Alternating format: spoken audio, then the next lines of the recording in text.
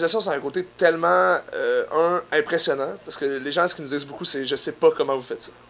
Fait que ça, c'est une des choses. Puis il y a une espèce d'énergie qui est très très présente dans un match d'impro, avec toute justement la folie créatrice qui est présente. Puis le rire est pas le même rire qu'on irait voir dans un show d'humour. C'est pas la même manière qu'on fait de rire. C'est juste un espèce de moment qu'on vit tous ensemble, parce qu'on est tous témoins d'un spectacle qui aura jamais lieu à nouveau. T'sais.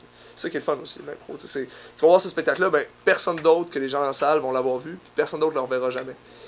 Parce que ben, c'est unique. On fera jamais les mêmes impros. Fait que, c'est intéressant pour ça. Fait que je pense que ce côté-là, qui est très énergique, très vivant de l'impro, je pense que c'est ça qui est un peu la recette gagnante, puis qui fait que depuis au-dessus de 35 ans, c'est un des éléments très importants du paysage culturel au Québec.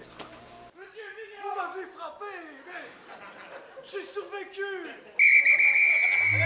On va dire, il y a des procédés, il y a des choses que tu peux faire, l'exagération, l'absurde, il y a des choses qui composent énormément l'humour, mais l'humour, c'est une chose qui est très très individuelle dans l'impro, c'est ça. Qu'est-ce qui te fait rire dans la vie, qu'est-ce qui fait que... Quelle est ta touche? Tu t'es demandé au public quel est leur joueur préféré. Ils vont te répondre des choix différents parce que le style de joueur, le style d'humour qui vient avec eux est différent, comme les humoristes en fait.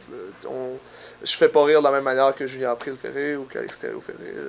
On a tous cette manière-là à nous d'aller chercher l'humour qui est le nôtre, là, justement.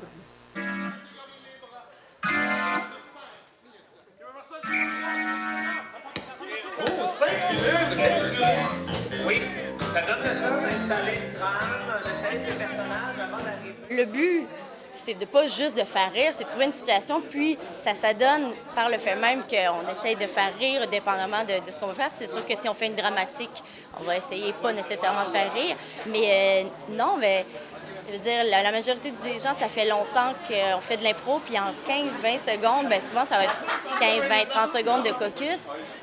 Bien, on se comprend bien, on a un coach sur le banc qui est là. Puis, des fois, ça arrive qu'on n'a pas le temps, mais habituellement, c'est tu mets ton point une idée, puis on a des petits réflexes pour dire une idée en 1 ou 2 secondes pour pas perdre du temps, qui y va, quel personnage est, zoup, ça y va. Mais des fois, ça va bien. C'est vrai que des fois, ben, on n'a pas le temps d'avoir de caucus, puis on se dit, ben, on improvisera, puis on essaiera d'aller sur la même idée.